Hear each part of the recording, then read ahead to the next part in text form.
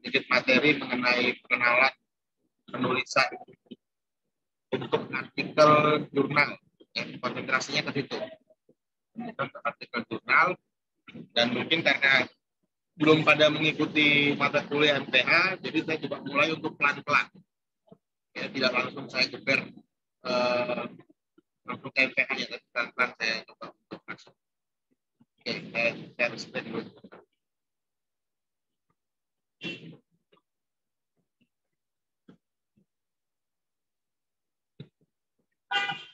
Sudah kelihatan ya? Ya, kelihatan, Pak. Oke. Ini pengenalan pertama kita untuk artikel, karena memang artikel ini memiliki spesifikasi yang khusus dibanding skripsi, tesis, ataupun disertasi. Bahkan mahasiswa tingkat S3 pun kalau dia nggak terbiasa membuat artikel, itu akan kesulitan. Artikel itu tidak akan pernah banyak, ya. Maksimal itu sebenarnya tergantung dari masing-masing jurnal. Ya. Jurnal itu maksimal ada yang 35 halaman, ada yang 25, ada yang 15, bahkan ada yang mainnya pakai kata, misalnya 4.000 kata, atau maksimal itu main di sampai di up to 10.000 kata. Jadi mereka nggak main lagi halaman, tapi mainnya kata. Nah itu nanti ke depan akan sampai kepada hal itu. Oke. Kita coba ini sekarang.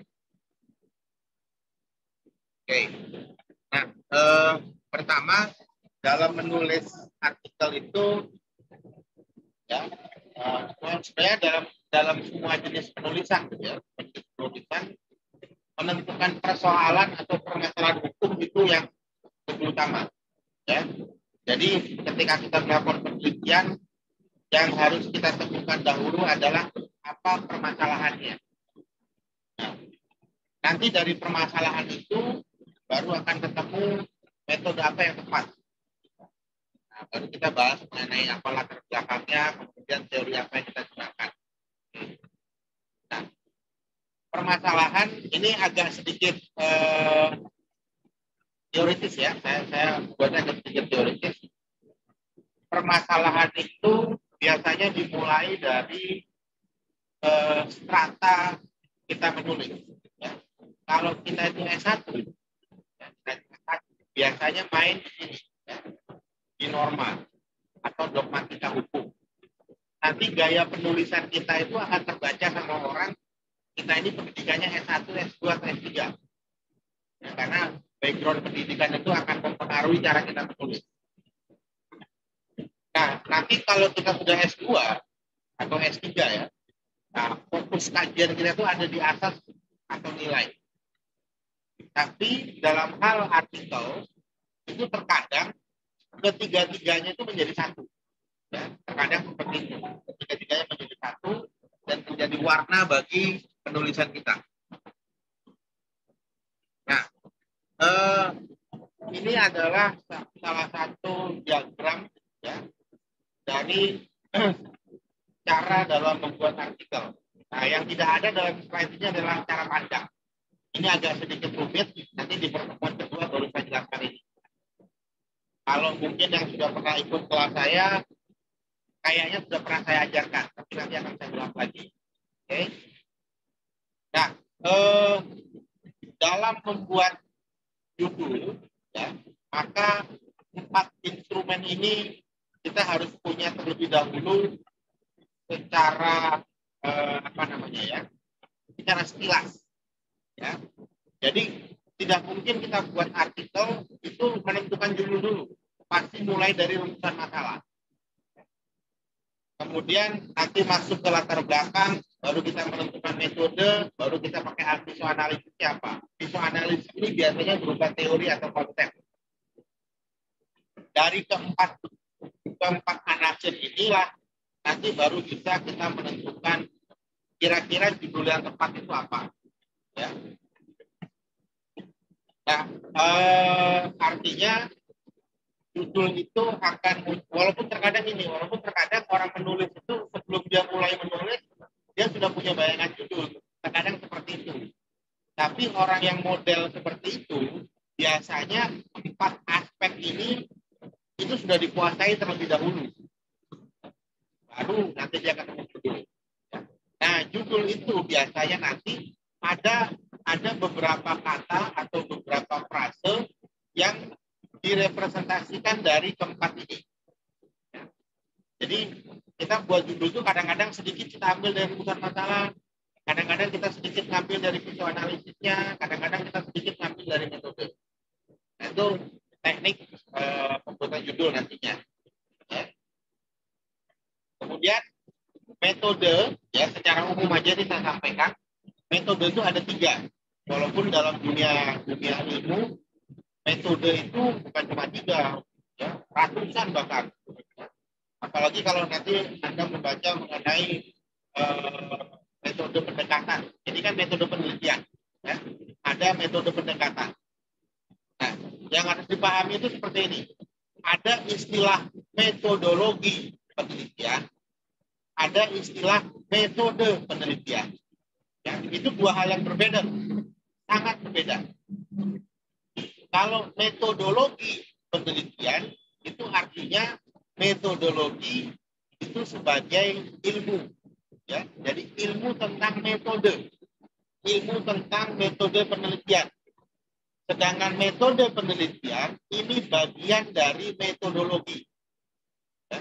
Jadi nanti kalau ada yang nulis di salah satu bab gitu ya, metodologi penelitian, nah itu salah tuh. Harusnya metode penelitian. Jadi Anda paham dulu bedanya antara metodologi penelitian dengan metode penelitian. Ya. Karena yang awal itu ada kata loginya, berasal dari kata logos, yaitu ilmu, maka metodologi penelitian itu adalah ilmu pengetahuan yang mempelajari metode-metode dalam melakukan penelitian. Ya. Tapi kalau metode penelitian itu adalah cara bagaimana kita melakukan penelitian. Nah, nanti metode penelitian itu sendiri banyak aspeknya. Ada jenis dan sumber data, teknik pengumpulan data, teknik analisis, ya. Kemudian ada banyak lah pokoknya, ya. Tapi yang bagian-bagian tadi itu merupakan bagian dari metode penelitian. Nah, setiap metode penelitian itu memiliki sub-sub bab yang berbeda-beda. Ya. Oke, itu pengetahuan dasar tentang metode. Jadi jangan jangan merasa pening dulu dengan metode nanti, karena saya masuk tentang metode ini minggu depan pelan-pelan satu-satu kita bahas supaya nanti kalian bisa memilih dalam artikel yang akan dibuat akan menggunakan metode apa. Memang yang paling gampang yang nomor 1, ya. Yang nomor 1 ini yang paling gampang. Nah, yang paling susah yang nomor 3. Tapi kalau dalam ranah ilmu banyak lagi yang lebih susah lagi, karena memang di kampus itu jarang dipelajari. Di kampus itu cuma diajarkan yang nomor 1. Jadi kalau nanti ada yang waktu penulisan akhir ada yang metode informatif atau sosiolekal, itu biasanya dosennya nggak menguasai. Tapi kalau yang nomor 1 ini umum, ya, dalam ilmu hukum metode penelitian informatif ini umum dilakukan. Oke. Nah, kemudian ya, dalam menggunakan metode ini di setiap jurnal, ya, itu nanti akan bergantung kepada jurnal itu menentukannya bagaimana. Ya. Nah, biasanya nanti metode itu memiliki korelasi dengan judul. Ya. Contoh misalnya seperti ini. Ya. Efektivitas pemidanaan terhadap penyalahgunaan narkotika melalui putusan pengadilan. Ya, studi kasus. Ini bukan judul artikel sebenarnya, ini judul skripsi nih. Kalau judul artikel nggak akan begini bentuknya. Walaupun nanti Anda di bahasa ya. Pindahin aja. Oke. Walaupun nanti di dalam dunia online Ya, kalau Anda cari di Google, banyak juga artikel yang judulnya seperti ini. Ya. Tapi biasanya itu di jurnal-jurnal yang jurnal-jurnal yang akreditasinya masih di bawah tingkat 4 lah ya. Karena kadang-kadang ada jurnal yang memang dikhususkan untuk untuk skripsi atau tesis. Jadi sekarang itu ada kewajiban dari pemerintah kalau skripsi, tesis, disertasi itu setelah disidangkan harus dibuat dalam bentuk artikel. Nanti ketemu salah satu jurnalnya misalnya gini, ada jurnal namanya L'Experiment. Ya. Nanti Anda buka di Google itu L'Experiment, itu judul-judul jurnalnya, judul artikelnya itu hampir 90% lah mengadopsi dari judul-judul skripsi. Jadi yang dari skripsi dia dirombak jadi jurnal, dirombak jadi artikel. Ya.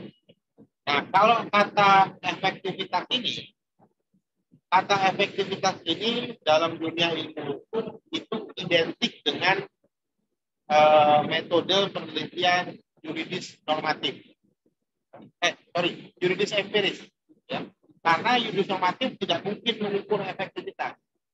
Kalau kita menggunakan kata efektivitas, implementasi, itu pasti ada kaitannya dengan fakta lapangan. Jadi nggak mungkin yuridis normatif. Kalau yuridis normatif itu yang diteliti hanya bahan hukum, data sekunder, buku, ya, undang-undang, putusan pengadilan. Tapi kalau ada kata efektivitas, maka pertanyaannya, apakah putusan tersebut efektif atau tidak? Nah, itu kan menyebabkan kita harus turun ke lapangan.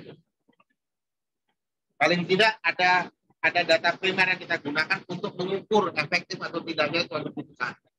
Ya, ini kaitannya dengan metode. Metode kaitannya dengan judul. Oke. Nah, perumusan metode di dalam jurnal, semua jurnal ya, itu harus dibuat secara ringkas dan padat. Kenapa demikian? Karena orang-orang yang menulis artikel di jurnal, dan orang-orang yang membaca artikel tersebut itu dianggap sudah paham. Ya. Ketika kita mengatakan kami peneliti menggunakan metode penelitian yuridis normatif. Nah, pengelola jurnal itu sudah menganggap bahwa kita yang menulis dan yang membaca tulisan kita itu sama-sama paham apa sih yang dimaksud dengan metode yuridis normatif. Sehingga penulisan metode penelitian di dalam jurnal itu biasanya nggak banyak. Dia cuma 1 paragraf, maksimal 2 paragraf. Itu maksimal. Kalaupun harus 2 paragraf, nah biasanya ada unsur yang ketiga nih. Kita menggunakan pendekatan yang tidak lazim dalam ilmu hukum. Ya, misalnya saya itu kan sekarang menulis sudah multidisipliner antara ilmu hukum dengan saya gabungkan dengan linguistik dan komunikasi. Nah, itu sebabnya di dalam tulisan-tulisan saya, bagian metode penelitian itu selalu lebih dari 1 paragraf. Kenapa? Karena pendekatan dari ilmu lain itu yang perlu saya jelaskan. Kenapa saya perlu jelaskan? Karena saya menulis di jurnal hukum yang orang hukum nggak paham. Misalnya saya menggunakan gini, peneliti menggunakan metode penelitian yuridis normatif, ya, dengan pendekatan, misalnya ya, dengan pendekatan analisis wacana kritis. Nah, itu pengelola jurnal nggak paham itu apa, yang baca juga nggak paham. Karena yang namanya jurnal hukum, itu pasti yang mengelola adalah orang hukum, yang baca juga orang hukum. Sedangkan analisis wacana kritis, itu lebih banyak digunakan di dalam ilmu komunikasi ataupun ilmu linguistik. Ya. Nah, itu sebabnya untuk pendekatan yang tidak lazim dalam ilmu hukum perlu kita jelaskan. Ini maksudnya apa sih? Ya, misalnya kita dalam menggunakan pendekatan pelayanan publik. Nah, kita harus jelaskan dulu itu apa yang dimaksud dengan pendekatan pelayanan publik. Ya. Kenapa itu perlu kita jelaskan? Pendekatan yang tidak lazim dalam ilmu hukum, ya. Kenapa perlu kita jelaskan? Alasannya adalah setiap pendekatan, setiap metode itu membutuhkan data atau fakta yang berbeda-beda. Ya. Kalau misalnya saya menstatement bahwa artikel ini dibuat dengan menggunakan metode penelitian yuridis normatif, maka semua orang hukum itu tahu. Ya. Kalau yuridis normatif berarti datanya adalah data sekunder. Berarti adalah putusan pengadilan, undang-undang, kemudian buku-buku. Gitu ya. Nah itu semua orang hukum tahu, jadi nggak perlu dijelaskan panjang lebar. Kalau kemudian saya mengatakan misalnya saya menggunakan metode penelitian yuridis empiris, sama, semua orang hukum juga tahu. Ya. Yuridis empiris berarti menggunakan dua jenis data. Satu data primer dalam bentuk wawancara, angket, kuesioner, dan data sekunder dalam bentuk putusan pengadilan, buku-buku, undang-undang. Itu semua orang ilmu hukum tahu. Tapi kalau kemudian saya bilang, saya menggunakan metode penelitian sosiolegal. Nah, nggak semua orang hukum tahu. Ya, nggak semua orang hukum tahu. Karena apa? Karena dalam sosiolegal itu kita menggunakan pendekatan multidisipliner. Selain konsep-konsep yang ada di dalam ilmu hukum, juga konsep-konsep yang ada di dalam di luar ilmu hukum. Misalnya ilmu sosial atau ilmu politik misalnya.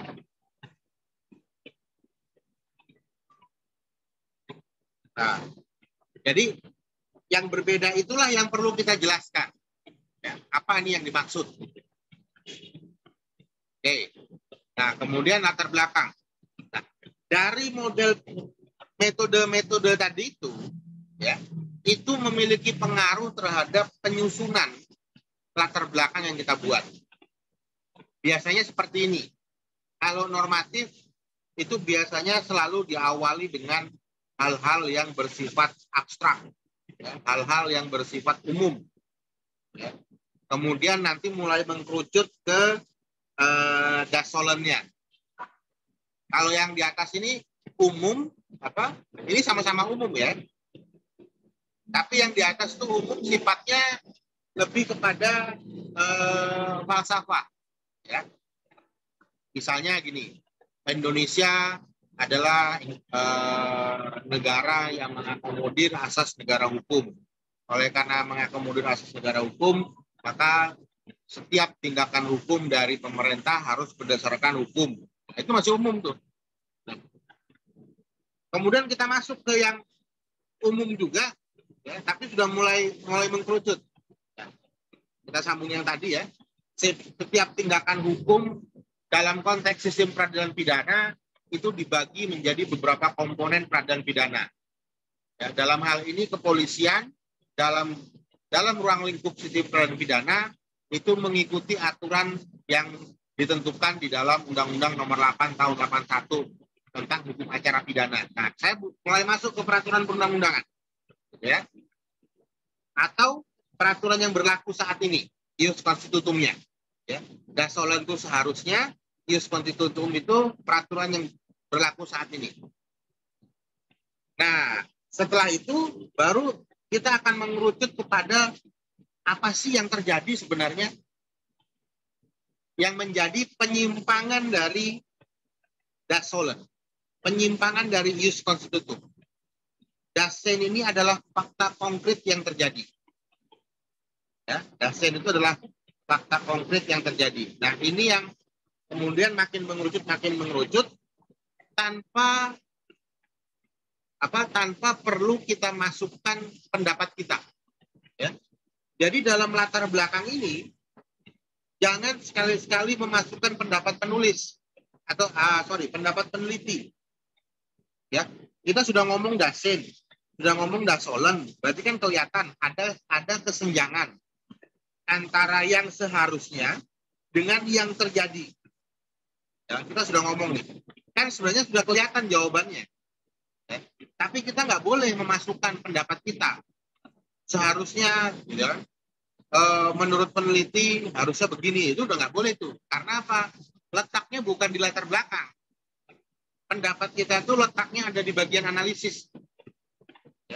Sehingga suatu latar belakang itu yang paling utama itu adalah bagaimana caranya kita membuat orang penasaran ketika membaca latar belakang itu nggak tuntas. Ya. Jadi orang itu kepingin membaca lagi lebih dalam. Tapi kalau orang membaca latar belakang sudah tahu jawabannya, sudah ada jawabannya di situ di kitab, dia nggak akan baca lagi seterusnya. Bahkan mungkin dalam konteks suatu penulisan karya ilmiah, itu bukan penulisan karya ilmiah yang baik. Karena dari latar belakang sudah ketahuan jawabannya, buat apa lagi dianalisis. Nah itu sisi sebenarnya bukan perumitan ya, tapi latar belakang itu adalah bagaimana kita menahan diri untuk tidak berkomentar terlebih dahulu dalam latar belakang. Kecuali kita ingin menegaskan pendapat dari doktrin sebelumnya atau pendapat dari apa yang kita kutip. Misalnya begini, di dalam latar belakang itu kita buat satu pasal misalnya. Menurut pasal 1 angka 2 KUHP ya, yang menegaskan bahwa penyidikan adalah serangkaian tindakan ya, dan bla bla bla bla bla. Nah, kemudian dari kutipan itu boleh kita komentari. Ya, bisa kita komentari.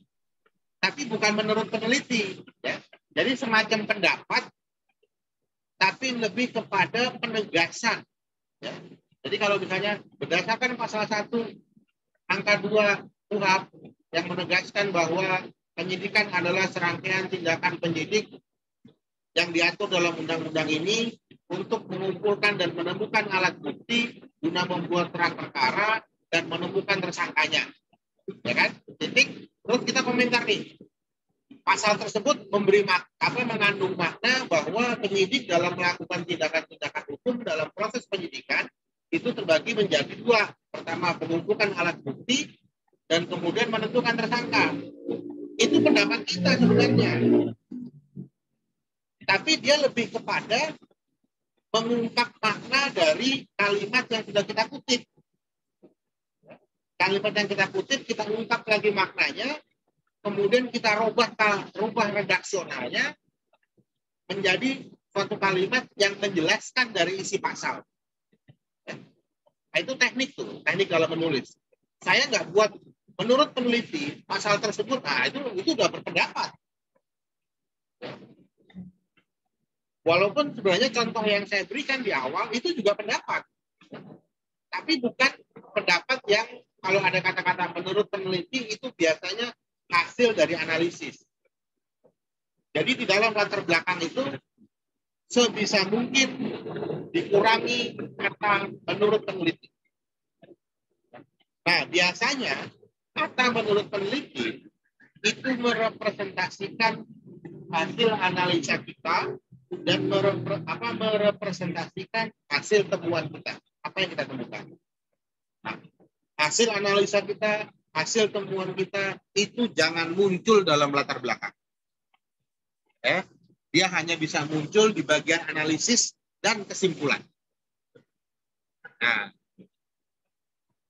empiris juga begitu. Cuma masalahnya kalau empiris modelnya dibalik. Gitu ya. Dari fakta-fakta konkret yang terjadi yang diuraikan terlebih dahulu. Modelnya saja dibalik. Tapi teknik pembuatannya tetap sama. Gitu ya. Ini model dua bentuk dasar dari latar belakang. Nanti kalau kita sudah ahli, sudah terbiasa menulis, kadang-kadang bentuk ini sudah nggak kelihatan lagi. Kita mulai dari yang abstrak, atau masuk ke konkret, atau masuk lagi ke abstrak, gitu kan. Kita sudah punya gaya sendiri dalam menulis. Sudah tidak seperti piramid seperti ini. Ini hanya pedoman awal saja. Ya, untuk kita mulai menulis. Oke. Kemudian,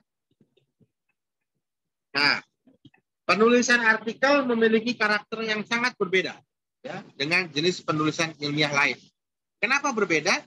Karena kita ya,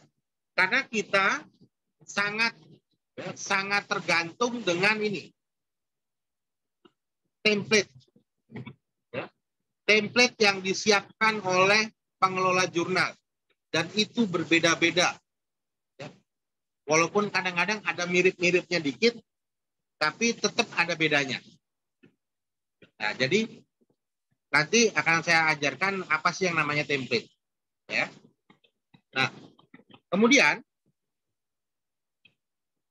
latar belakang tidak disarankan untuk berpanjang lebar dalam menguraikan ide gagasan tulisan. Nah, kalau dalam skripsi, dalam tesis, dalam disertasi, ya, latar belakang itu bisa puluhan lembar. Ada yang 10 lembar. Baru latar belakangnya doang nih. Ada yang 20 lembar. Bahkan kalau disertasi itu latar belakang aja kadang-kadang ada yang 30 lembar. Tapi kalau di jurnal tidak. Malah kadang-kadang kita harus lihat komposisi. Ini jurnal ini butuh berapa halaman sih? Ya. Kalau dia butuh 3 halaman, kita masih 35 halaman, kita masih enak tuh membagi. Oh, latar belakang saya ngomong sekitar 3-4 lembar. Sisanya metode, teori, dan pembahasan. Ya, analisis pembahasan selalu lebih banyak halamannya. Yang repot itu kalau misalnya template-nya dalam membuat artikel patokannya adalah kata, itu yang repot. Tapi karena saya sudah terbiasa, nggak repot. Kalau yang baru-baru itu masih repot. Gitu. Misalnya artikel maksimal 10.000 kata, ya, atau yang paling kecil itu ya, yang paling kecil itu 5.000 kata. Nah itu kita sudah mulai melihat perbandingan. Kalau tulisan ini berapa kata nih? Karena di bawah Word itu paling bawah itu ada apa namanya? Karakter, bukan kata. Jadi ada yang karakter, ada yang kata. Nah, di bawah itu ada perhitungannya. Ada perhitungan karakternya. Ya. Nah, sehingga kita harus selain menulis, kita harus lihat juga perhitungan karakter yang ada di bawah pojok kiri dari Word. Ya. Nah, kalau untuk awal, memang untuk awal itu nulis saja dulu latar belakang. Semampu kita, latar belakang itu berapa halaman. Ya. Nanti baru kita cari jurnalnya, kita mau masuk kemana nih? Mau masuk misalnya ke jurnal Unpad. Baru kita lihat Unpad butuh berapa halaman, baru kita sortir di latar belakang itu. Ya, kita edit lagi. Mana yang dibutuhkan, mana yang tidak. Ya, bukan tidak dibutuhkan ya. Artinya mana yang terjadi pengulangan kalimat, itu kita hapuskan. Kemudian mana yang kutipannya kepanjangan, itu kita format ulang. Misalnya ada kita ngutip 5 baris. Ya, kita harus bisa format jadi 2 baris. Itu artinya ketika Anda membaca, Anda harus bisa menangkap makna dari paragraf yang Anda kutip. Satu paragraf ini maknanya apa sih? Kita format ulang, maknanya yang kita tuliskan, makna versi kita. Walaupun kutipannya tetap dipakai, footnote-nya tetap dipakai. Ya. Tetap harus menggunakan footnote, citasinya tetap harus ada. Itu nggak boleh. Jadi jurnal itu sangat memperhatikan kutipan, sangat memperhatikan footnote. Begitu kita nulis tanpa footnote, ya, sedangkan itu bukan pendapat kita, nanti akan dipertanyakan. Ini footnote-nya mana? Oke. Nah, kemudian teori dan konsep dalam analisis. Nah, biasanya begini. Ada beberapa jurnal yang tidak secara spesifik memerintahkan kita pakai teori apa atau pakai konsep apa, ya. Nggak ada itu. Jadi kalau di template itu nanti sudah ada tempatnya. Ada pendahuluan, rumusan masalah, metode, ya, kemudian analisis pembahasan. Kalau mau bikin subbab itulah nanti tempatnya teori dan analisis. Bikin berapa subbab.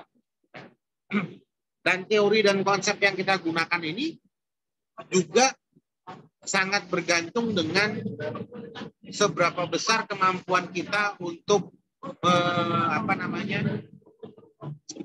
menuangkan dalam bentuk tertulis yang disesuaikan dengan jumlah maksimal halaman. Jadi kalau misalnya ini Jurnal Hukum dan Peradilan dari Mahkamah Agung, syaratnya itu mereka maksimal 25 lembar, ya, 25 halaman. 25 halaman itu bukan isi aja. 25 halaman itu termasuk daftar pustaka, itu masalahnya. Nah, sehingga Anda harus bisa melakukan proses kira-kira kita butuh teori itu berapa banyak. Kita butuh konsep berapa banyak. Nanti harus kita korelasikan dengan jumlah maksimal halaman dari suatu artikel. Ya, itu harus seperti itu hitung-hitungannya. Cuma kalau untuk perdana, untuk awal, nggak apa-apa ditulis dulu. Ya. Ditulis dulu semaksimal mungkin, baru nanti kita akan melakukan pengeditan. Ya. Oke, kita lanjut. Nah, di setiap jurnal tidak pernah ada larangan kita mau menggunakan teori siapa ataupun konsep siapa untuk merumuskan atau untuk menjawab rumusan masalah. Ya. Tidak pernah ada larangan, terserah kita. Tapi kemudian, ya, yang menjadi masalah teori yang kita gunakan, konsep yang kita gunakan itu menjadi punya korelasi tidak, ya, baik dengan judul, ya, baik dengan rumusan masalah, baik dengan latar belakang, itu ada korelasinya atau tidak? Ya. Karena nanti teori yang kita gunakan, konsep yang kita gunakan, sedikit banyaknya, walaupun tidak perlu dikutip di dalam latar belakang, sedikit banyaknya itu akan tersirat di dalam latar belakang. Ya, contoh misalnya, saya ingin mengatakan begini. Ya, tadi misalnya saya tetap kembali kepada pasal 1 angka 2 KUHP. Pasal 1 angka 2 KUHP menegaskan sebagai berikut. Penyidikan adalah serangkaian tindakan penyidik yang diatur dalam undang-undang ini untuk mengumpulkan dan menemukan alat bukti guna membuat terang perkara dan menemukan tersangka. Titik. Gitu kan? Nah, kita mau ngomong teori nih, ya, mau ngomong teori untuk ngomong konsep, tapi tidak kita sebutkan bahwa itu adalah teori, itu adalah konsep. Nah, cuma kita jelaskan setelah pasal tadi, kita memberikan penjelasan. Dengan demikian, pasal 1 angka 2 KUHP memberikan perlindungan hukum bagi setiap tersangka. Sebelum dijadikan tersangka, maka penyidik harus terlebih dahulu memiliki alat bukti yang cukup untuk menentukan seseorang sebagai tersangka. Saya tidak ngomong teori perlindungan hukum, tapi sudah saya siratkan di situ. Oh, nanti saya mau pakai teori perlindungan hukum loh. Ada tersirat dalam latar belakang. Jadi membuat latar belakang itu sangat unik, membutuhkan keahlian khusus dan dan dibutuhkan suatu pembiasaan. Gak ada ceritanya orang bikin latar belakang sekali langsung jadi, gak ada. Pasti diulang-ulang. Itulah kadang-kadang kita membutuhkan teman untuk diskusi. Ya. Teman untuk diskusi itu ya kalau di dalam etika diskusi itu seharusnya ketika kita berdiskusi itu dengan orang yang memiliki ilmu lebih, ya itu baru muncul timbal baliknya tuh. Tapi kalau kita diskusi dengan teman yang ilmunya sama, itu biasanya nggak diskusi, nggak lama itu debat kusir tuh, ya. Karena ilmunya setara.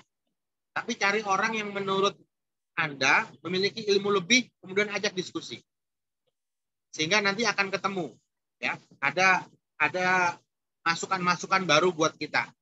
Nah, membuat latar belakang juga seperti itu, ya. Kita butuh masukan dari orang lain yang memiliki pengalaman. Saya dulu pertama kali buat artikel untuk jurnal ya sama, kerepotannya sama. Karena saya terbiasa menulis dengan panjang lebar, ya, terbiasa menulis buku, terbiasa menulis skripsi, tesis, disertasi, gitu ya. Kemudian sebagai dosen, saya wajib menulis artikel. Itu hal yang nggak biasa itu. Ya. Jadi Anda jangan melihat ini dosen pasti jago nih nulis artikelnya. Belum tentu. Dia pernah nggak nulis artikel? Berapa kali dia nulis artikel? Ketika saya mulai biasa menulis artikel jurnal nasional, ya, mulai agak belagu gitu kira-kira ya. Coba ke jurnal internasional. Saya ketemu hal yang baru lagi. Bahwa ternyata jurnal internasional dia nggak pakai halaman, pakainya karakter.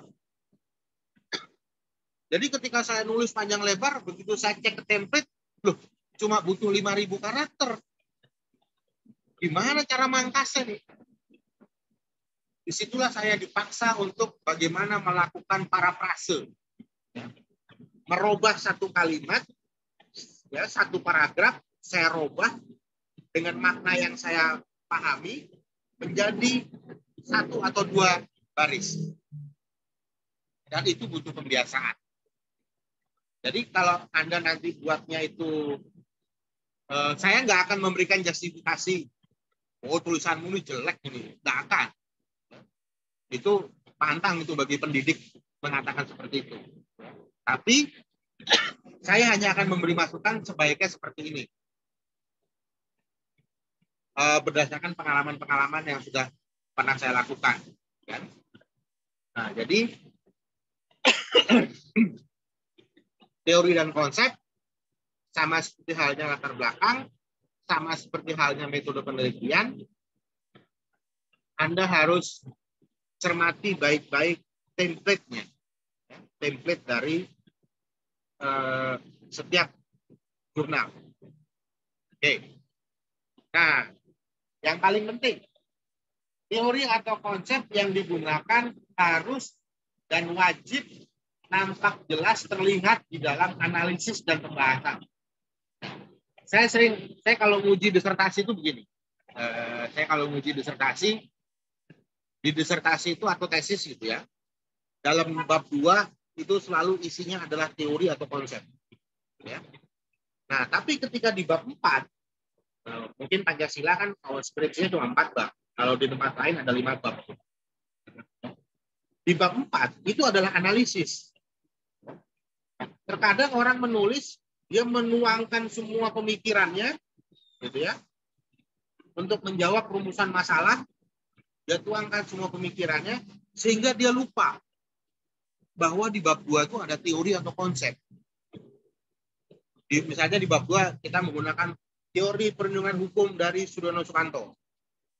Kemudian kita menggunakan teori kepastian hukum dari Gustav Rackbuck. Ya.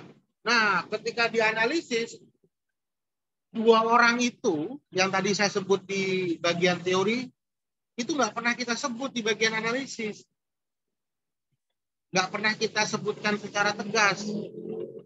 Misalnya gini, saya kembali lagi ke contoh awal ya. Contoh awal itu kan pasal 1 angka 2 KUHP. Pasal 1 angka 2 KUHP menegaskan sebagai berikut. Nah, kemudian kita analisis itu. Berdasarkan pasal 1 angka 2 KUHP tersebut, maka sebenarnya KUHP memberikan satu kepastian hukum, ini udah masuk teori, ya, memberikan satu kepastian hukum bagi setiap orang yang menjadi tersangka. Sebelum dijadikan tersangka, maka penyidik harus memiliki 2 alat bukti terlebih dahulu. Saya sebutkan teorinya. Jadi teori atau konsep itu bukan hiasan di dalam tulisan kita. Teori atau konsep itu adalah pisau analisis yang kita gunakan untuk menjawab rumusan masalah. Ya, kadang-kadang di skripsi juga begitu tuh, teman-teman sudah ada yang pakai konsep ini, tapi bagian analisis nggak kelihatan tuh konsepnya digunakan untuk menjawab rumusan masalah. Kalau di skripsi mungkin nggak akan dibahas ya kesalahan itu. Tapi kalau di jurnal itu ketika Anda masukkan artikel ya di dalam jurnal, Anda submit, istilahnya itu yang digunakan submit ya. Anda submit artikel, maka jurnal itu memiliki reviewer. Reviewer itu orang yang berdasarkan keahliannya melakukan review terhadap artikel Anda. Dia akan bertanya, ini maksudnya apa? Ini apa? Itu review substantif. Atau kalau kita menggunakan istilah dalam dunia jurnal, namanya review mayor. Yang direview substansinya. Tapi kalau review minor, itu yang direview adalah ini kalimatnya kurang koma, ya. Ini ada typo. Nah, terus metodenya pakai metode apa? Itu review minor. Tapi kalau review mayor, dia akan nanya itu. Anda berpendapat begini, dasarnya apa? Nah, tapi kalau dalam analisis itu kita sudah kuat semua, pendekatan yang dalam metode kita ungkapkan, kita gunakan, teori yang kita ungkapkan di dalam subbab sebelumnya kita gunakan, nggak akan ada review mayor. Kenapa nggak akan ada? Karena review mayor dari reviewer itu tidak akan mengatakan Anda salah dalam berpendapat. Nggak akan. Ya. Beda kalau skripsi, beda kalau tesis, beda kalau disertasi. Ya. Ketika kita berpendapat, penguji itu sering menyalahkan tuh, salah Anda. Enggak. Tapi kalau di jurnal enggak.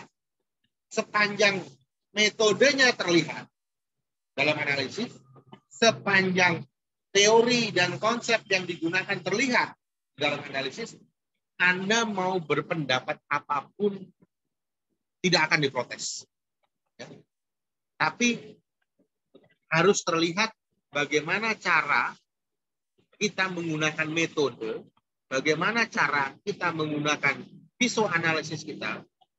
Jadi kalau Anda mendengar istilah psikoanalisis, itu isinya kalau nggak teori ya konsep atau asas. Ya. Bagaimana cara kita menggunakan psikoanalisis terhadap rumusan masalah yang kita ramu di dalam analisis bahasa. Kalau itu kelihatan alurnya, Anda mau berpendapat A, B, C, D, nggak akan disalahkan.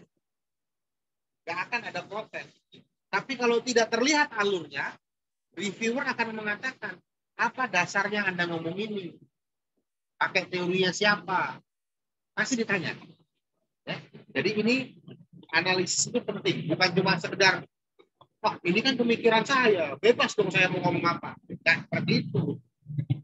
Makanya dalam perkuliahan saya sering mengatakan orang hukum itu kalau berpendapat itu harus ilmiah. Nah, ilmiahnya diukur dari mana? Ilmiahnya diukur dari seberapa besar kita menguasai sumber hukum formil. Itu dasarnya dulu. Sumber hukum formil, undang-undang, kebiasaan, jurisprudensi, doktrin, traktat. Itu dasar utama mahasiswa hukum, sarjana hukum dalam menganalisis. Ya. Jadi kelihatan jenjangnya. Menurut pasal ini, menurut jurisprudensi ini, menurut doktrin ini, nah menurut saya ini. Kayak gitu kira-kira. Ya. Kalau menurut ada tambahan teori, menurut teori ini, gitu ya. Ada konsep, menurut konsep ini, menurut saya ini. Atau dibalik, juga boleh. Tapi jumlah jarang ada yang balik. Menurut saya ini dasarnya ini. Ya. Tapi jurnal itu jarang yang membolehkan pendapat lebih dulu dibanding analisisnya. Nah, umumnya analisis dulu, baru pendapat kita. Jadi pendapat kita itu biasanya ada di 2 atau 3 paragraf terakhir dari bagian analisis dan pembahasan. Ya. Nah, satu lagi nanti ada bagian kesimpulan. Ya. Nah, kalau deskripsi, kalau tesis, kalau disertasi, kesimpulan itu biasanya kopas dari analisis, dipindahin. Tapi kalau di jurnal nggak boleh. Jangan sekali-sekali membuat kesimpulan itu Anda kopas dari analisis. Jangan sekali-sekali. Memang jurnal tidak akan mengatakan itu salah, ya. Tapi biasanya di reject. Atau misalnya kalau dia dalam jurnal yang sudah Sinta 3 ke atas, nanti akan ada lembar review dari kita untuk ditolak. Isi kesimpulan itu adalah parafrase dari analisis kita, tapi dengan makna yang sama. Ya. Isi dari kesimpulan itu adalah parafrase dari analisis kita. Kalau pertanyaannya, Pak, bagaimana caranya melakukan parafrase? Jawabannya cuma satu. Anda banyak baca, Anda banyak diskusi. Hanya itu. Kalau Anda nggak banyak baca, Anda nggak banyak diskusi, Anda nggak bisa melakukan parafrase. Kenapa seperti itu? Karena parafrase itu sebenarnya kita menemukan kosakata baru yang memiliki makna yang sama. Nah, kosakata itu hanya bisa kita peroleh dari membaca dan dari diskusi. Ya, itu kalau kita membuat analisis. Nah, judul kemudian. Ya. Judul artikel tidak sama, bahkan sangat berbeda dengan judul skripsi, tesis, disertasi. Biasanya dibatasi, ya, antara 14 sampai 20 kata. Saya selama ini belum pernah menemukan satu jurnal yang memperbolehkan lebih dari 20 kata. Biasanya maksimal itu 20 kata. Nggak lebih. Kemudian judul itu harus menarik. Diksinya harus menarik. Menarik perhatian. Bikin orang kepo untuk membaca. Ya. Tapi juga jangan aneh. Ya. Ini contoh yang aneh nih. Walaupun saya sering menggunakan ini. Gitu ya. Habitus, anakronisme, dan diskrepansi dalam pra-adjudikasi sebagai lingkaran setan. Ini aneh nih.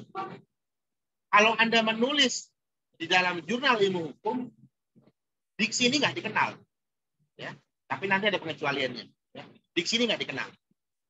Kemudian judul artikel juga jangan terlalu umum. Misalnya kayak gini. Tinjauan yuridis terhadap sengketa pasar modal dalam sistem hukum nasional berdasarkan perspektif ajaran kita hukum dalam kaitannya dengan pembaruan hukum pasar modal di Indonesia. Nah, ini bukan judul. Ini ceramah. Ini bukan judul artikel. Kalau ini dijadikan judul skripsi, judul tesis, disertasi, boleh-boleh saja. Tapi kalau di artikel, dalam jurnal, nggak boleh ada yang begini. Kepanjangan. Ya. Juga terlalu umum. Apa permasalahannya di sini? Nggak terlihat permasalahannya. Ya. Nah, nomor 5, itu pengecualian dari nomor 3. Anda boleh menggunakan diksi yang aneh. Ya. Tapi dengan catatan. Dengan catatan, di dalam judul itu juga ya, harus dimuat apa yang menyebabkan judul itu menjadi aneh. Ya. Jadi misalnya saya mengatakan begini, habitus, anakronisme, dan diskrepansi dalam pra-adjudikasi sebagai lingkaran setan dalam kurung studi pendekatan linguistik komunikasi. Jelas itu bukan artikelnya orang hukum. Kalau judul seperti itu menunjukkan adanya pendekatan multidisipliner. Bukan lagi interdisipliner. Kalau interdisipliner itu gini, ilmu hukum, ya, Anda pidana, tapi menggunakan HAN, menggunakan HTN, menggunakan perdata, satu rumpun dengan ilmu hukum. Tapi kalau multidisipliner, ilmu hukum, Anda pidana, Anda kayak saya gitu ya, saya menggunakan linguistik, saya menggunakan komunikasi, ya, saya menggunakan psikolinguistik. Itu multidisipliner. Kita keluar dari ilmu hukum, meminjam metode ilmu lain. Itu masih diperbolehkan sepanjang di statement di dalam judul. Ya. Kemudian judul artikel itu juga tidak boleh bersifat negatif. Kekerasan fisik psikis penyidik dalam memeriksa tersangka sebagai bentuk ketidakprofesionalan dalam bertugas. Ini sudah menjudgment ini. Ya. Judul yang sudah memberikan label negatif itu tidak diperbolehkan. Biasanya disuruh rombak kalimatnya. Menjadi satu bentuk pernyataan yang sifatnya positif. Ya. Nah, itu mengenai judul. Jadi ini harus diwaspadai nanti ketika Mas Adil itu kan sudah punya apa rancangan penelitian, ya. Nah, nanti mulai direka-reka tuh mengenai judulnya. Ya. Jangan bersifat negatif dalam judulnya. Jangan disebut sebagai apa ketidakmampuan pemerintah dalam mengatur sistem pasar modal di Indonesia. Nah, itu kan negatif tuh. Ya. Nggak boleh dimuat dalam judul. Oke, nah kemudian mencari jurnal terakreditasi. Nah, sebenarnya saya ada beberapa contoh, tapi untuk ini kayaknya saya lebih enak kalau langsung masuk kepada apa namanya cara pencariannya. Misalnya begini. Nanti artikelnya saya share juga biar teman-teman pada bisa ngulang-ulang. Ya. Contoh nih ya. Contoh mencari artikel. Ada beberapa cara ya, mencari artikel hukum. Kita bisa tulis begini. Jurnal hukum. Ya, kemudian kita enter. Ini masih kelihatan ya sharingannya ya? Masih kok, Pak. Ya. Nah, kalau kita ketik jurnal hukum, ini banyak pilihan jurnal nih. Banyak pilihan jurnal. Kita bisa pilih salah satu. Tapi kita nggak tahu akreditasinya apa. Ya, kita nggak tahu.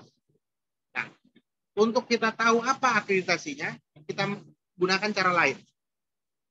Nah, jurnal itu kan dikenal akreditasinya, kalau dulu jurnal akreditasi A, B, C.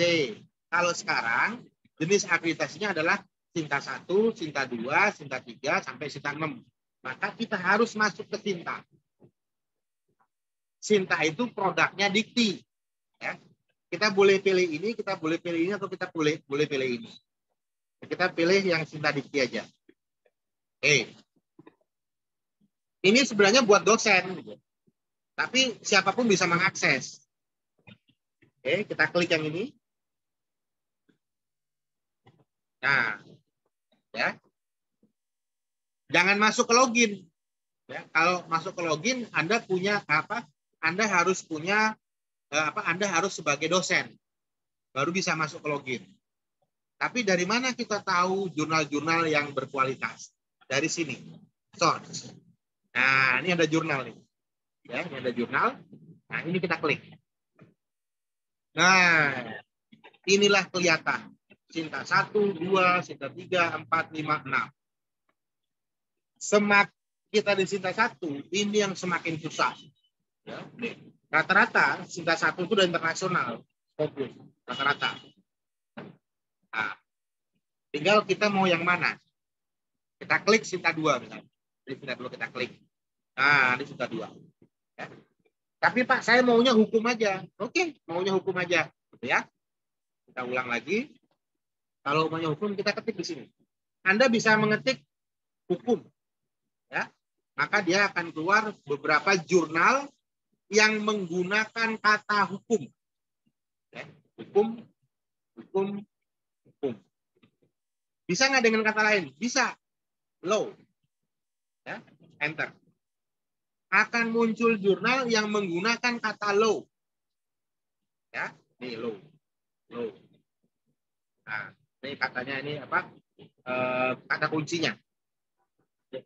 Terus bisa nggak pakai kata lain? Nah, kita coba aja. Misalnya apa? Adil. Nah, ada nih. Ya, pakai kata adil kan? Peradilan. Keadilan. Atau misalnya, jadi ini sebenarnya Anda harus paham diksi-diksi dalam ilmu hukum nih. Kita mau pakai kata apa lagi? Misalnya kata ius. Kan ada tuh diksi dalam hukum ius. Ya? Kita coba ius. Nah, muncul lagi. Jurnal hukum. Ius quia iustum. Jurnal ius. Kajian hukum dan keadilan. Jurnal ius constituendum. Ya. Jurnal, nah ini kalau ini udah sosial nih. Ini pengetahuan sosial. Ya, berarti hanya sampai sini. Nah, itu teknik dalam mencari jurnal yang berbasis ilmu hukum. Ya. Nah, sekarang saya akan tunjukkan salah satunya. Yang paling gampang bagi saya. Nanti teman-teman belajar pelan-pelan, itu juga gampang. Nah, ini jurnal Mahkamah Agung. Ya, dia Sinta 2. Kalau tulisan Anda masuk ke sini, ya, tulisan Anda masuk ke sini dengan nilai dengan jumlah halaman misalnya 20 atau 25, itu Anda akan mendapat bayaran sekitar 3.100.000 sampai 3.200.000. Kalau Anda masuk sini. Kalau yang lainnya de jure, ya, de jure ini punyanya Kemenkumham. Ini Anda kalau Anda diterima, Anda dapat dibayar oleh Kemenkumham 1,5 juta. Karena yang mengelola ada pemerintah. Tapi kalau ini, ya, atau ini yang mengelola perguruan tinggi swasta. Ya. Perguruan tinggi dapat. Karena ini negeri soalnya, ya. Anda nggak dapat bayaran di situ. Yang ada malah Anda bayar supaya bisa masuk. Tapi kalau yang dikelola oleh pemerintah kayak ini sama ini, Anda dapat bayaran. Walaupun jangan ditungguin bayarannya. Begitu Anda diterima artikelnya, publish nih, muncul di internet, jangan ditagih. Gitu ya. Nanti diketawain. Kenapa jangan ditagih? Karena pemerintah itu akan membayar kita berdasarkan jadwal penganggaran. Ya, jadi APBN itu ada jadwalnya. Nah, begitu keluar APBN, baru kita dibayar. Jadi kadang-kadang saya pernah terima bayaran dari Mahkamah Agung yang saya sendiri sudah lupa artikel yang mana yang terbit. Karena saya ngikutin tahun anggaran. Ya, kita masuk ke sini, Jurnal Hukum dan Peradilan. Nah, bagi dosen ya, memperhatikan ini penting. Ya. Tapi bagi selain dosen, H-index ini nggak penting. Karena tidak diperhitungkan dalam, kalau bagi dosen ini diperhitungkan dalam pengangkatan. Nah, kita lihat apa yang penting di sini. Ya. Nah, kalau lihat ini, yang Anda lihat adalah sebelah kiri nih, ya, bagian ini, bagian sini. Anda lihat ini, website, ya, websitenya. Jangan lihat emailnya. Percuma Anda kirim email kalau nggak masuk ke website. Nanti saya jelaskan kenapa harus masuk. Kita klik nih websitenya. Klik kanan, kita buka. Oke, kita lihat.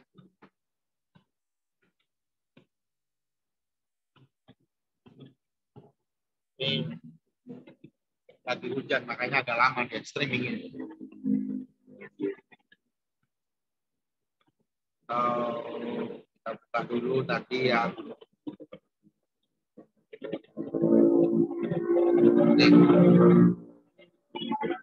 dari Kemenkumham.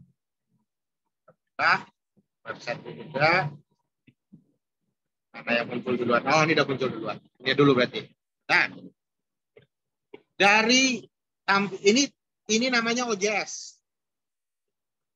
Saya lupa kepanjangannya apa itu ya. Online Journal System kalau nggak salah. Biasanya ada di bawah itu. Oh, nggak ada. Nah, oke. Pokoknya kalau di dalam dunia jurnal dikenal ini OJS-nya gitu ya. Anda perhatikan yang paling atas. Anda perhatikan ini. Oke. Kemudian ini. Dua inilah yang perlu Anda klik-klik, Anda cari-cari. Ya. Tapi sebagai awal, saya sampaikan seperti ini. Yang perlu Anda klik adalah pertama, register. Kita open new link aja. Ya. Register. Kemudian, yang perlu juga ya, adalah ini. Ya. Ini perlu Anda lihat template-nya sama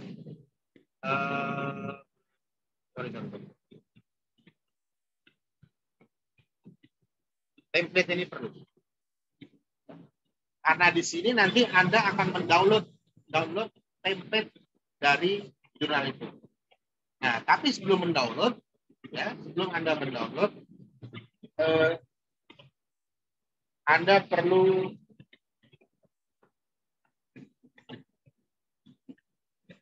untuk melakukan registrasi terlebih dahulu. Daftar dulu. Oh, ini ada yang mau saya kasih lihat. Sebentar. Di awal tadi, ini biasanya ada keterangan. Nah, dulu jurnal ini bahasa Indonesia. Sekarang Mahkamah Agung hanya menerima artikel yang berbahasa Inggris.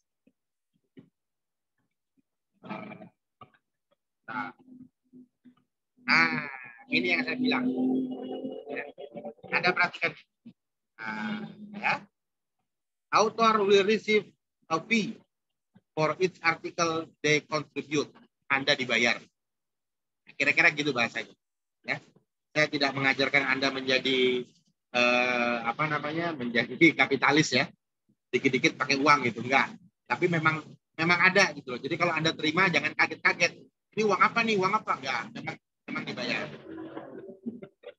Oke, kita masuk ke register. Oke. Nah, di sini ya, Anda perlu membuat username. Nah, ini kebetulan saya udah punya beberapa account di sini. Username, password, ya, password, ulang, terus ini perlu Anda ketik juga di sini, baru biasa keterangan. Ya. Afiliasi, nah Anda harus muat di sini. Anda berafiliasi di mana? Fakultas Hukum, Pancasila, semua. Ya. Yang ada tanda bintangnya ini wajib diisi. Ya. Yang nggak ada nggak perlu. Ya, nggak diisi. Tapi kalau mau diisi nggak apa-apa. Nah, untuk bisa melakukan submit atau store artikel, ini harus Anda klik. Ya, ini kan reader nih. Kalau reader, jadi defaultnya adalah reader. Anda hanya bisa membaca. Tapi untuk sebagai autor, ini perlu Anda klik. Ya. Kalau sudah Anda klik, baru Anda bisa submit. Ya, baru Anda bisa submit. Nah, nanti kalau sudah diklik ininya, autornya, ya, saya pakai dulu punya saya.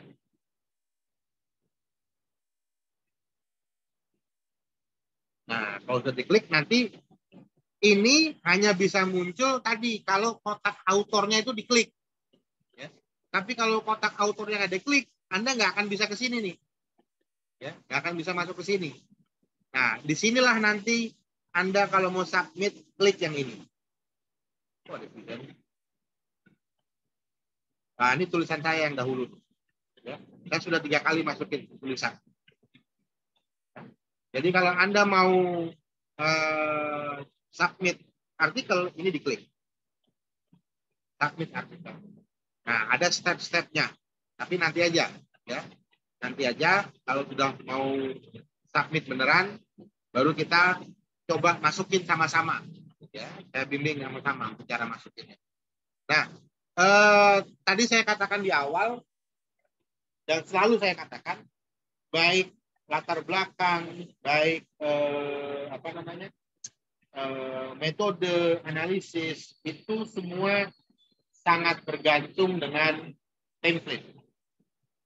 Jadi Anda perlu download ini template-nya nih. Kita download dulu.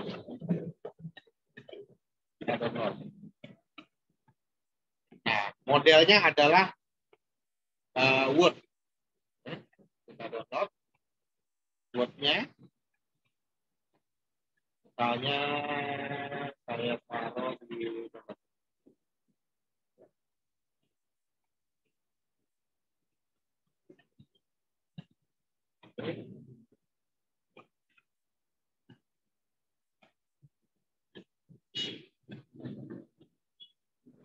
Nah, template ini, ya, ini kemudahannya yang disediakan oleh pengelola jurnal. Anda nggak usah repot-repot ini berapa ya batas kiri, batas kanannya berapa ya, nggak usah. Sudah ada ini, ya, kanan kiri spasi ininya sudah disiapin. Anda tinggal timpa misalnya begini, ya. Ini dia minta huruf besar semua, size 14. Anda nggak usah mikir ngerubah-ngerubah lagi, ya, kecuali huruf. Ya. Berarti ini hurufnya apa? Dia minta Garamond, ya kan? Jangan Anda rubah dengan Time New Roman. Ya. Anda terbiasa di skripsi, tesis, disertasi, biasanya pakai Time New Roman. Tapi kalau ini artikel jurnalnya Mahkamah Agung, dia minta pakai Garamond. Nah, tinggal kita samain. Lihat ini, dia kan nggak rata ya. Dia menggunakan ini. Jangan diklik ininya. Jadi teknis ini jangan dia papain. Udah yang begini-begini aja. Gitu ya. Jangan coba-coba spasinya kurang besar, jangan. Ya. Nah, tinggal kita timpa di sini. Ya, misalnya kita ingin mengatakan tadi ya, pakai judul yang aneh, misalnya diskresi penegak hukum dalam menetapkan seseorang jadi tersangka. Ya. Anda ingin mengatakan, waduh Pak, nggak rapi Pak, gitu kan? Jangan sosokan dirapiin gini, jangan. Ya, ikutin template-nya. Kalau begini aja. Nah, ini adalah anak judul. Wajib nggak? Terserah judul Anda. Anda kalau pakai anak judul, ya pakai. Misalnya di sini ya, saya pakai anak judul. Kalau deskripsikan pakai kurung tuh, jangan dipakein kurung. Karena dia nggak minta kurungnya. Cukup kita timpa saja. Ya. Misalnya diskresi penegak hukum dalam menetapkan orang menjadi tersangka. Nah, dia huruf besar semua enggak? Enggak, dia huruf yang hanya huruf depannya doang yang besar. Nanti kita rubah. Ya. Studi kasus Habib Rizik. Nah, sorry. Ini kita rubah. Nah, udah. Ya. Jangan di apa-apain. Nah, ini template. Nah, kita lihat di sini. Abstrak, sama kayak skripsi ada abstrak. Ya. Maaf, Pak. Saya masih di Google Drive. Saya nggak lihat apa yang Bapak jelasin. Yang lain kelihatan nggak? Iya, saya juga, Pak. Nggak kelihatan? Saya screen-nya masih, saya screen-nya masih yang di Google. Oke. Berarti saya buka yang ini. Nah, ini? Kelihatan, Pak. Udah kelihatan ya? Iya, kelihatan, Pak. Nah, ini saya ulang berarti ya. Saya ulang. Nah, nih ya. Nah, ini yang saya katakan tadi, jangan dirubah sedikit pun. Ya. Dia bentuk awalnya adalah rata kiri. Kalau judul. Anak judul rata kiri. Abstrak baru pakai justified. Ya. Nah, ini. Kita lihat di sini nih. Dia pakainya karakter nih. Ya. Describe an abstract is no conscious and clear way. Is one conscious and clear way. Jadi abstraknya harus jelas ya, dan tegas. With no more than 250 karakter. Tidak boleh lebih dari 250 karakter. Ya. Bahkan ditentukan nih, apa aja yang harus dibuat. Main question and context of discussion. Rumusan masalah dan apa yang mau dibahas. Rule of the study, metode penelitian. Ya, atau analisis. Result of data, hasilnya. Bagaimana cara mendiskusikan. Kemudian, apa temuan utama, apa kebaruannya. Ada yang baru nggak? Anda harus menjelaskan. Yang barunya apa? Yang orang lain nggak nulis. Tapi Anda nulis. Oke, nah ini template. Nanti kita, hari ini saya nggak masuk ke sini dulu, tapi ini hanya gambaran awal. Ya. Nah, kemudian, saya balik ke tadi lagi. Oke, kemudian,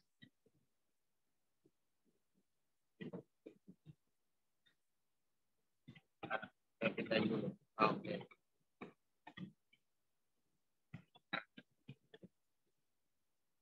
Setelah kita register, ya, ini saya sudah register, Anda bisa lihat nih, ya, jurnal tools. Oh, dia nulisnya harus pakai Mendeley. Nah, ya. Tapi ada beberapa jurnal yang membolehkan pakai footnote. Ada yang pakai body note. Ya. Ada yang nanti modelnya macam-macam. Ya, tapi itu minggu depan lah. Saya ajarkan di minggu depan. Bertahap saya ajarkan. Cuma yang saya inginkan sekarang, teman-teman sekarang ini coba dari sekarang rancang dulu latar belakangnya aja dulu sama rumusan masalah. Ya. Latar belakang sama rumusan masalah. Dan kalau ada sekalian juga judulnya. Ya, jadi cukup judul, latar belakang, rumusan masalah. Nggak perlu harus minggu depan, karena minggu depan kita akan coba bahas metode. Ya. Karena mungkin setelah saya bahas metode, Anda mungkin mau revisi lagi tuh yang sudah Anda buat. Ya. Jadi besok itu bahas metode, tapi 2 minggu lagi saya mau lihat bagaimana rancangan latar belakang setelah mendengarkan metode. Ya. Nah, kalau ini adalah indexing. Ya.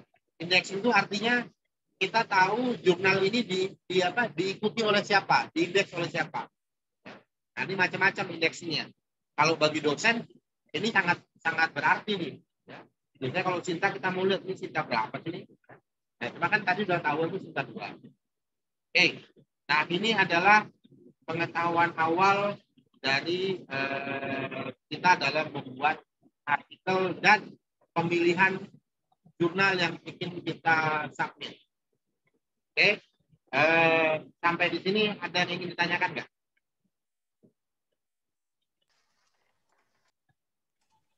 Ya Pak, saya mungkin tadi Ya. Kurang jelas yang terkait itu Pak. Misalkan tadi ya latar belakang normatifnya, itu kan ada uraian landasan filosofi atau politik hukum ya Pak. Yang dimaksudnya politik hukum itu gimana ya Pak? Oh, Politik hukumnya. Ya. Oke. Nah, ya. Kelihatan ya? Iya kelihatan Pak. Nah, politik hukum ini artinya bukan kita membahas ilmu politik, bukan. Politik hukum ini salah satu cabang ilmu dari ilmu hukum. Bahasa paling gampang ini. Politik hukum itu artinya cita-cita pemerintah atau cita-cita negara ingin membuat undang-undang apa. Bahasa lebih gampang lagi, sejarah dari peraturan undang-undangan itu yang ada. Ini bukan berarti wajib loh ya. Ini kan versi saya nih. Ya. Tapi yang jelas di sini adalah sifatnya abstrak. Kalau dia normatif, abstraknya itu biasanya seperti apa? Latar belakang itu biasanya seperti ini.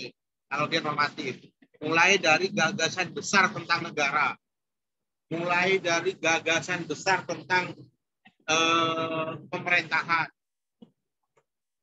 atau gagasan besar tentang undang-undang. Misalnya begini, Undang-Undang Dasar Negara Republik Indonesia tahun 1945 telah memberikan amanah kepada negara atau pemerintah sebagai penyelenggara negara untuk menjamin ya, kesejahteraan dan kesehatan masyarakat. Ya, nah itu gagasan besar tuh. Itu gagasan besarnya. Nah tapi Anda bisa menemukan jenis suatu gagasan besar yang model lain, tapi tetap sifatnya itu umum. Jangan pernah, kalau Anda menggunakan metode yuridis normatif, jangan pernah gasen ini adanya di atas. Jangan pernah. Selalu yang di atas itu sifatnya umum. Kecuali Anda mau menggunakan yuridis empiris. Ya, kayak gini, dibalik. Ya. Nah, ini yang tadi saya maksudkan, mulai dari abstrak, sangat abstrak, kemudian yang seharusnya hukum yang berlaku, baru terjadi penyimpangan apa dalam praktek. Apa yang terjadi dalam praktek? Itu yang tadi yang saya maksudkan kalau dalam bentuknya normatif seperti ini. Itu Mas Adri. Ya, oh sih Pak. Berarti untuk kalau misalkan latar belakang kan, ya mungkin orang-orang beda-beda. Kalau abstrak itu tergantung dari cintanya atau Kalau membuat apa? abstrak Mas? Membuat abstrak Pak. Membuat abstrak. Berarti tergantung dari kita mau upload di mananya ya? Oh iya, tergantung Oh, jurnalnya. oke. Kayak ini kan maksudnya. Nah ini kan ya. Ya, yang tadi Bapak bilang. Nah, Iya. ini setiap jurnal template-nya beda-beda. Beda nggak semua seperti ini. Saya akan kasih tunjuk misalnya sebentar ya. Saya kasih tunjuk mana ini template-nya Bali Dayana. Sebentar.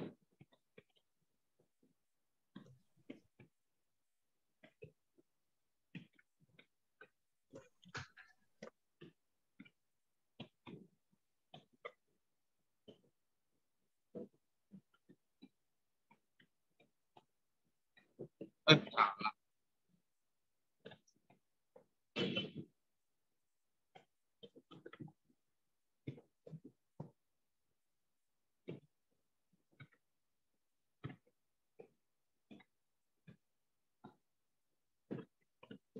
Nah, ini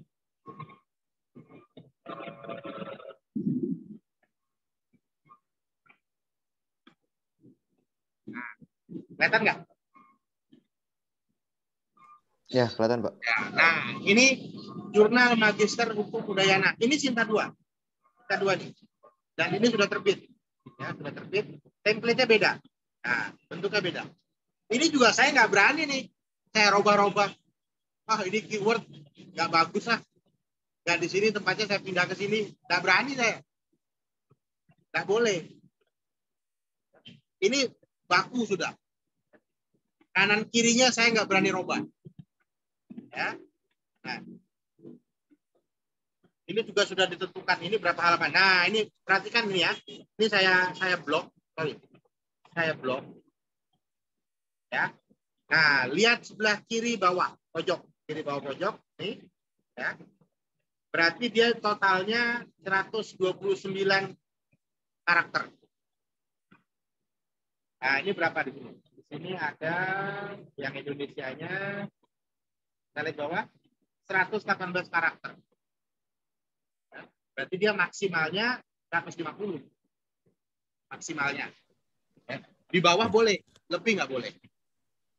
Oh, tadi maksud saya ini Pak, isi dari abstraknya itu kan kalau misalkan yang tadi di Mahkamah Agung itu, abstrak itu nggak boleh sama kayak latar belakang dan kesimpulan.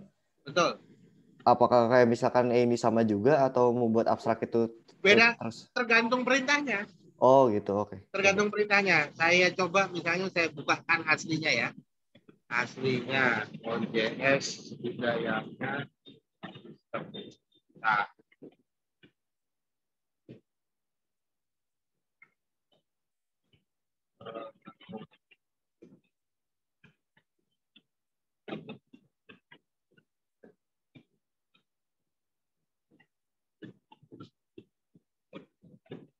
nah, ini ya. Ya. Ini. Nah, ini aslinya nih. Nah, beda kan? Ya kan? Pakai hurufnya buk antiko. Besarnya 10, harus miring. Nah, dia sama di sini, 250 halaman apa 250 karakter. Abstrak terdiri dari, nah disebutin terdiri dari apa? Nah, ini yang harus kita ikutin nih. Ini yang harus kita ikutin. Jangan sampai nggak diikutin. Bahkan sampai kata kunci juga ditegaskan boleh berapa? 3 sampai 5. Baik dalam bentuk kata maupun dalam bentuk frase. Ya. Ini bentuk aslinya. Ya. Termasuk footnote-footnote-nya itu jangan sampai nggak diikutin caranya. Tapi nantilah masalah footnote itu nanti. Ya, itu butuh kalian khusus soalnya. Yang penting Anda mengenal dulu template dari jurnal. Ya. Sehingga nanti Anda bisa pilih yang mana yang mau Anda ikuti. Anda mau langsung coba Sinta 2, bagus. Ya. Cuma saya kasih tahu ininya, itu nunggunya lama. Ya. Bisa jadi Anda lupa kalau sudah pernah submit. Coba aja dulu dari Sinta 4 atau Sinta 5 yang lebih mudah. Oke. Ada lagi yang mau ditanyakan?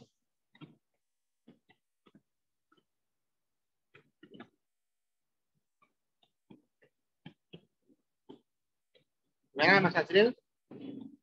Mas? Ya, mungkin dari yang lain Muas, mungkin ada Muhajir juga, Fatur, Dim. Silakan kalau ada yang mau ditanyakan.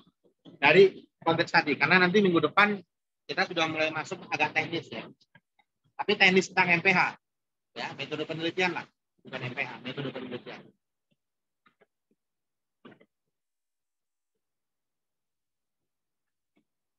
Oh, mungkin saya nanya lagi kali Pak.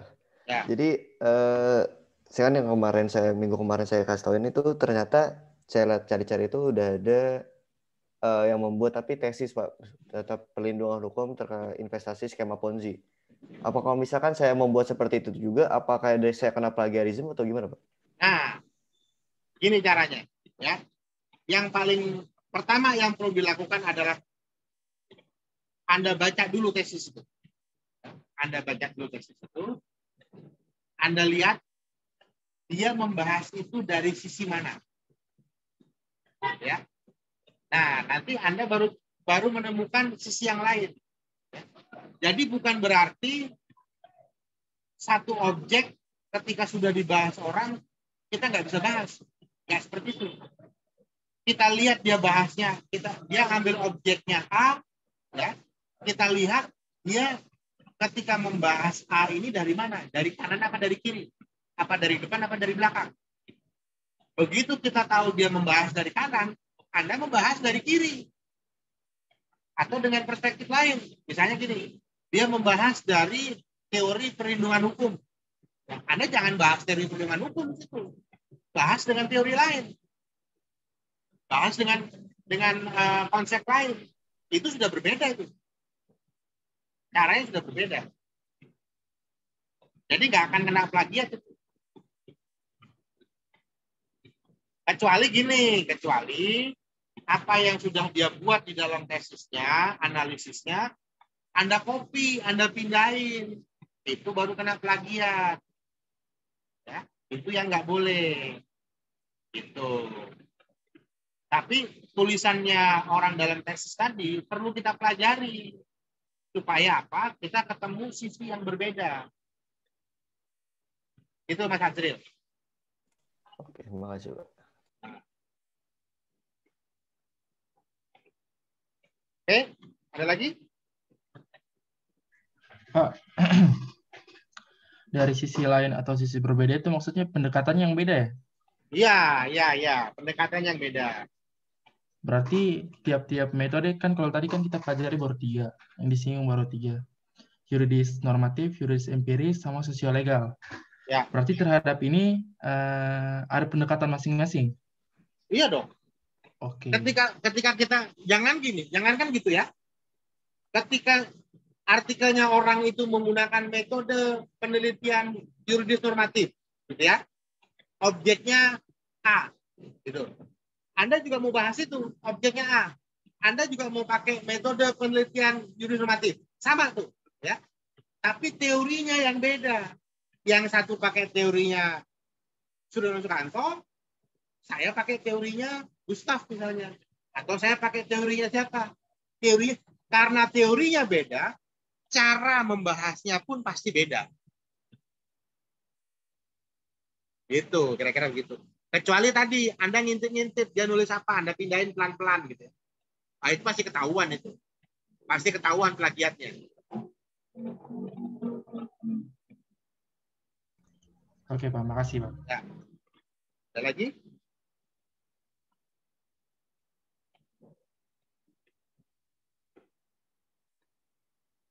Ya, kalau nggak ada, jadi gitu ya. Judul, latar belakang, rumusan masalah. Ya, tidak harus minggu depan. tapi maksimal 2 minggu lagi sudah ada untuk kita bahas secara teknis. Minggu depan kita masuk ke metode penelitian, ya, pengantar, supaya Anda paham nanti kalau yuridis normatif itu isinya apa, empiris itu apa, sosial-legal itu apa. Ya. Walaupun saya nggak akan bahas secara mendalam, nanti 1 semester jatuhnya itu. Ya. Jadi saya singkat-singkat aja. Nah, untuk pendalaman metode penelitian di latar belakang yang akan kita bahas 2 minggu lagi. Tidak perlu harus sendiri-sendiri. Misalnya Mas Azril sama Mas Muas bikin artikel kedua. Boleh, ya. Karena mungkin ketertarikannya temanya sama, ya. Atau mau bertiga, boleh. Ya. Tapi hati-hati, kalau bertiga itu biasanya jangan sampai cuma 1 orang yang jawab. Itu berarti ketahuan yang 2 nggak buat. Kalau 3-tiganya bisa menjawab pertanyaan saya, berarti kelihatan 3-tiganya bantu. Ya, paham ya? Oke, kalau sudah tidak ada pertanyaan lagi, untuk sesi pertama kita tentang kelompok peneliti mahasiswa, kita akhiri sampai di sini. Kita akan masuk sesi kedua oleh Mbak Rani untuk membahas mengenai PKM. Jadi teman-teman yang tidak ikut PKM boleh keluar, tapi kalau tertarik dengan PKM ya jangan keluar, sekalian aja di sini. Oke, silakan Mbak Rani. Saya sudah selesai. Terima kasih. Assalamualaikum warahmatullahi wabarakatuh.